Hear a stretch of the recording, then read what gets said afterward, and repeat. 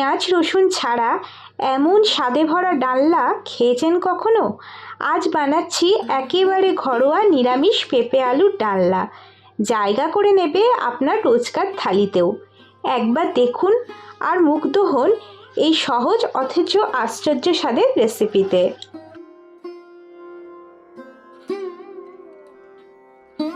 নিরামিষ পেঁপের ডালনা রান্না করার জন্য প্রথমে আমি গ্যাস জ্বালিয়ে নিলাম। এবার গ্যাসে একটা কড়াই বসিয়ে দেব। এখন কড়াইয়ে দিয়ে দিচ্ছি সর্ষের তেল। তেলটা কড়াইয়ে স্প্রেড করে নিচ্ছি আর অপেক্ষা করব তেলটা গরম হওয়ার জন্য।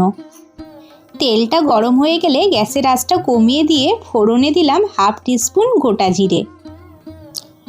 অল্প একটু পরিমাণ দিচ্ছি হিঙের গুঁড়ো। হিং কিন্তু বেশি দিলে চলবে না, একটা শুকনো লঙ্কাকে ছিঁড়ে দিয়ে দিলাম। এখন ফোড়নটাকে আমি কয়েক সেকেন্ড ভেজে নেব। ফোড়নটাকে কয়েক সেকেন্ড ভেজে নিয়ে এর মধ্যে আমি দিয়ে দিচ্ছি অল্প একটু আদা আর একটা কাঁচা লঙ্কা বাটা। এর মধ্যে সামান্য একটু জল দেব। সামান্য একটু জল দিয়ে মশলাটাকে আমি কষবো। এখন আমি এর মধ্যে কিছু মশলা অ্যাড করব।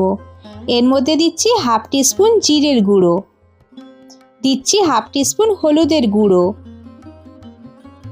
দিচ্ছি হাফ টিস্পুন লঙ্কার গুঁড়ো আর দিচ্ছি হাফ টিস্পুন কাশ্মীরি লঙ্কার গুঁড়ো। কাশ্মীরি লঙ্কার গুঁড়োটা দিলাম সুন্দর একটা রং হওয়ার জন্য। এখন মশলাগুলো আদা কাঁচা লঙ্কা বাটার সাথে কষতে হবে।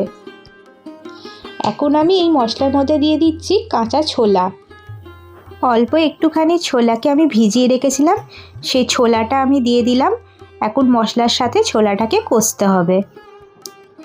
আধখানা পেঁপেকে আমি খোসা ছাড়িয়ে এখন ছোট ছোট টুকরো করে কেটে নিয়েছি, আর একখানা আলুকে আমি এখন ছোট ছোট টুকরো করে কেটে নিয়েছি খোসা ছাড়িয়ে। আর আলু আর পেঁপেটাকে আমি জল দিয়ে ধুয়ে নিয়েছি। এখন এই আলু আর পেঁপেটা আমি মশলার মধ্যে দিয়ে দিচ্ছি। এখন আলু পেঁপে ছোলাটাকে মশলার সাথে কষতে হবে। গ্যাসের আঁচটা আমি এই সময় বাড়িয়ে দিলাম। এখন আমি এর মধ্যে দিয়ে দিচ্ছি স্বাদ মতো লবণ। লবণটা আলু পেঁপের সাথে মিশিয়ে নেব। খুবই কম তেল মশলা দিয়ে এই রান্নাটা তৈরি করা হলেও এই রান্নাটা খেতে কিন্তু অসাধারণ হয়। আপনারা বাড়িতে এইভাবে একবার বানিয়ে দেখতে পারেন। এখন আমি এর মধ্যে চিনি দিয়ে দিচ্ছি 1.5 টিস্পুন।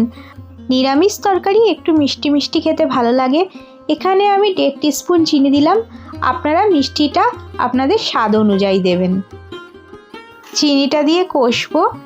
এর মধ্যে অল্প একটু জল দিলাম। জল দিয়ে এখন আমি আলু পেঁপে মশলাটাকে কষছি। মশলাটা দেখুন কষা হয়ে গেছে, মশলা থেকে দেখুন তেল ছাড়ছে।